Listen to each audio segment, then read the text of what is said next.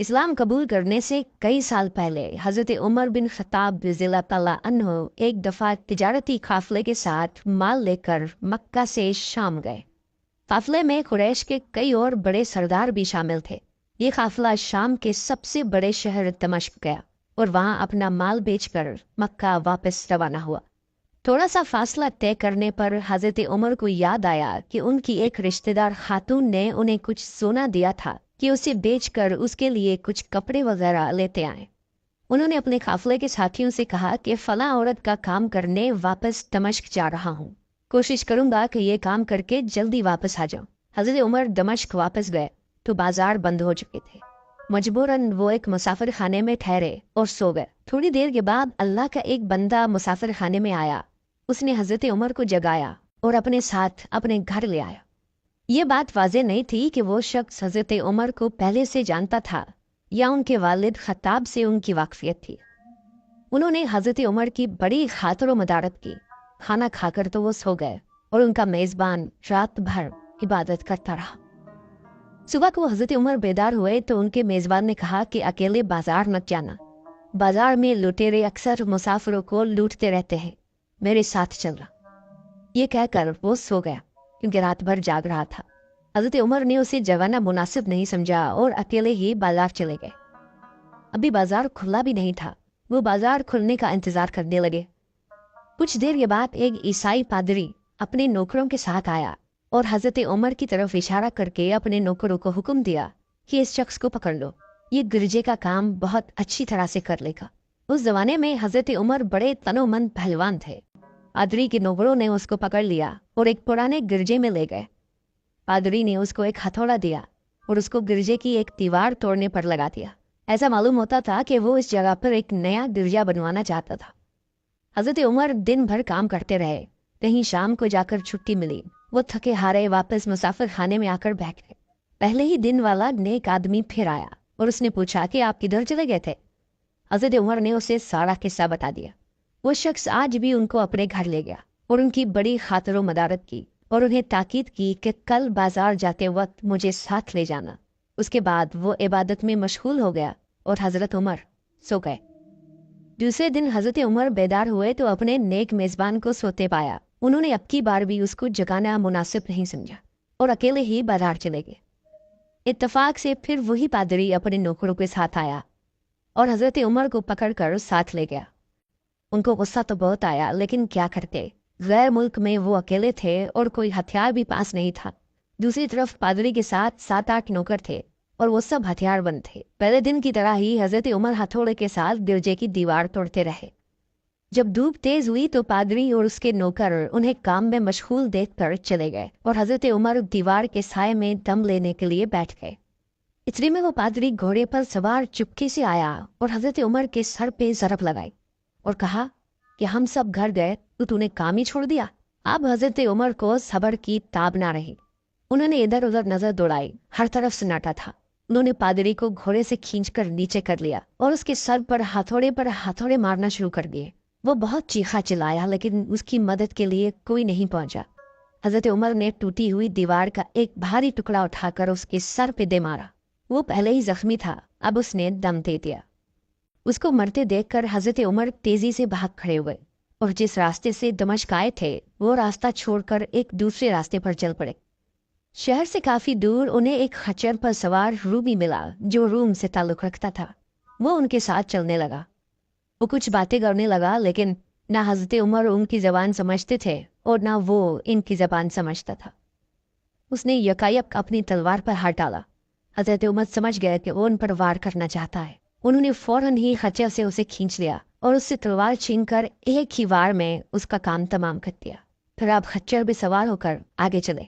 उसके बाद क्या हुआ उसका हाल खुद हज़रत उमर ने इस तरह बयान किया है कि उस जगह से रवाना होकर मैं एक गिरजे पहुंचा। यहाँ ईसाइयों की एक जमात रहती थी। मैं गिरजे के अंदर दाखिल हुआ तो गिरजे में रहने वाले सब लोग मेरे इर्द गिर्द जमा हो गए और मुझसे मेरे हालात के बारे में पूछने लगे। फिर वो अपने पादरी के पास मुझे ले गए। पादरी मुझे निहायत गौर से देखने लगा और उसके बाद कहने लगा कि ऐसा मालूम होता है कि तुम्हें किसी चीज़ का खौफ है। मैंने कहा कि तुमने कैसे अंदाज़ा लगा लिया कि मुझे किसी चीज़ का खौफ है।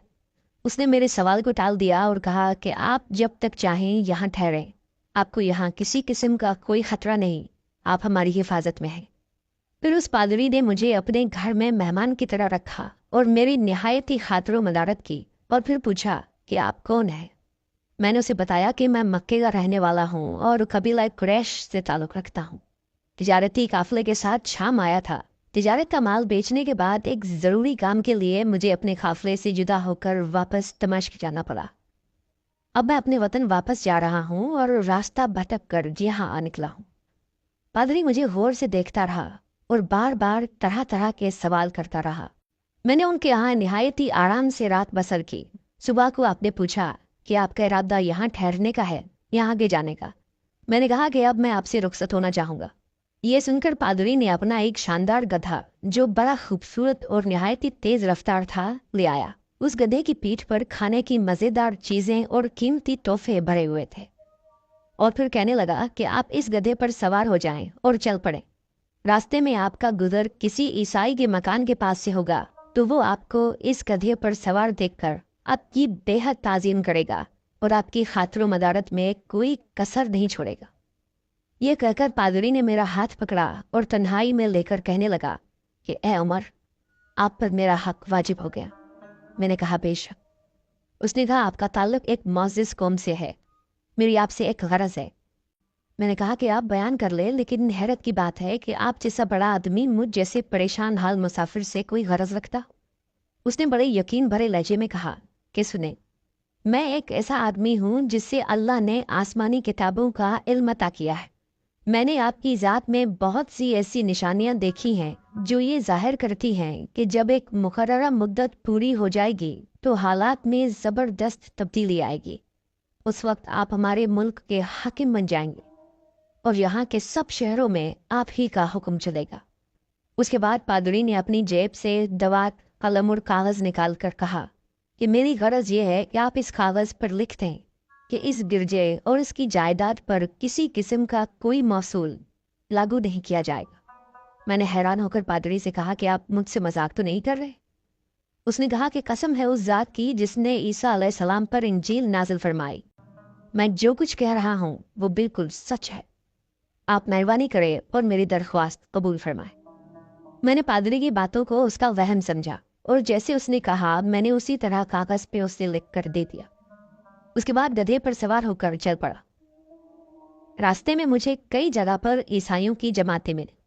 उन्होंने मुझे एक पादरी के गधे पर सवार देखकर मेरी बड़ी खातिर मदारत की। मैं इस तरह जगह जगह ईसाइयों का मेहमान बनता तबूक तक पहुंच गया। अल्लाह की शान, जिस तिजारती काफिले के साथ में गया था वो काफ़ी देर मेरा इंतज़ार करने के बाद उसी जगह से चल पड़ा था जहाँ मैंने उसे छोड़ा था और अब तबूक में एक कुएं के करीब डेरा डाले हुए थे। काफिले वाले मेरे साथी मुझे देखकर मेरी तरफ दौड़ पड़े और मुझसे मिलकर बहुत खुश हुए और कहने लगे कि इब्ने खत्ताब, हम लोग तुम्हारा इंतज़ार करते करते बिल्कुल मायूस हो गए, तो हमने इस मकाम को कूच कर दिया जहाँ से तुम वापस दमिश्क गए थे, मगर तुम्हारे बारे में हम सख्त परेशान थे। ये तो बताओ कि इतने दिन तुम कहाँ रहे।